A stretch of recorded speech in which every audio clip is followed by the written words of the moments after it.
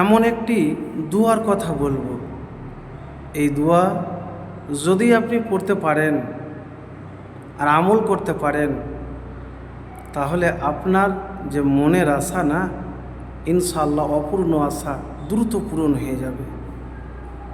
প্রিয় ভাই, আমি যে দুয়ার কথা বলবো, আমার কোনো বানানো কোনো কথা বলবো না, যে আমি আপনাকে বানিয়ে কোনো গল্প কাহিনী বলে দেবো, এটা কিন্তু আপনাকে বলবো না।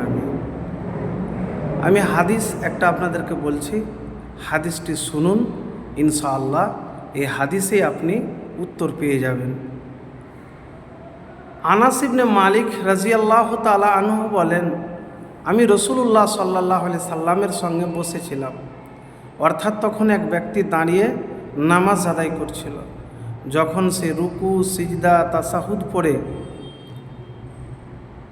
দোয়া করতে আরম্ভ করলো, তখন সে তার দোয়ায় বলল,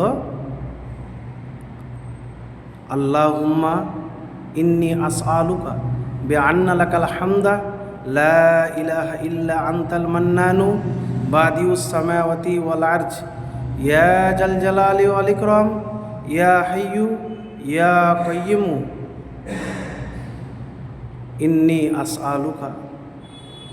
তখন নবীজি সাল্লাল্লাহু আলাইহি সাল্লাম সাহাবীগণকে বললেন, তোমরা কি জানো সে কিসের দ্বারা দোয়া করলো? তখন সাহাবীগণ বললেন, আল্লাহ ও তার রাসূল সাল্লাল্লাহু আলাইহি সাল্লাম ভালো জানেন। তখন নবীজি সাল্লাল্লাহু আলাইহি সাল্লাম বললেন, যার হাতে আমার প্রাণ তার শপথ, সে আল্লাহর ওই ইসমে আজম দ্বারা দোয়া করেছে, যা দ্বারা দোয়া করা হলে তিনি তা কবুল করেন, আর যার দ্বারা কোনো কিছু চাওয়া হলে তিনি তা দান করেন। নাসাই শরীফ 1300 নম্বর হাদিস। প্রিয় ভাই, এবারে আপনি কিভাবে ইসমে আজম পড়বেন সেটিও কিন্তু হাদিসের মধ্যে আছে। এটি কিন্তু আপনি নফল নামাজে পড়বেন, সুন্নাত নামাজে, ফরজ নামাজে নয়। বা আপনি একবার হয়তো পড়লেন, তারপর হাত উঠিয়ে দোয়া করলেন, এটিও করতে পারেন। বা মুনাজাতের মধ্যেও আপনি পড়তে পারেন। তবে হাদিস অনুযায়ী আপনি সালাম ফিরানোর আগে, সুন্নাত বা নফল নামাজের আগে এটি পড়তে পারেন, এবং এটি পড়ার পরে আপনি আল্লাহ সুবহানাহু ওয়া তাআলার কাছে দোয়া করবেন। এবারে যে কথাটি আপনাকে বলবো, নবীজি সাল্লাল্লাহু আলাইহি সাল্লাম কসম খেয়েছেন, কার? আল্লাহর। ওই ইসমে আজম দ্বারা দোয়া করেছে, যা দ্বারা দোয়া করা হলে তিনি তা কবুল করেন, আর যার দ্বারা কোনো কিছু চাওয়া হলে তিনি তা দান করেন। এবারে প্রিয় ভাই, আপনি বলবেন, আমি তো ইসমে আজম পড়ি, কিন্তু কবুল কেন হয় না?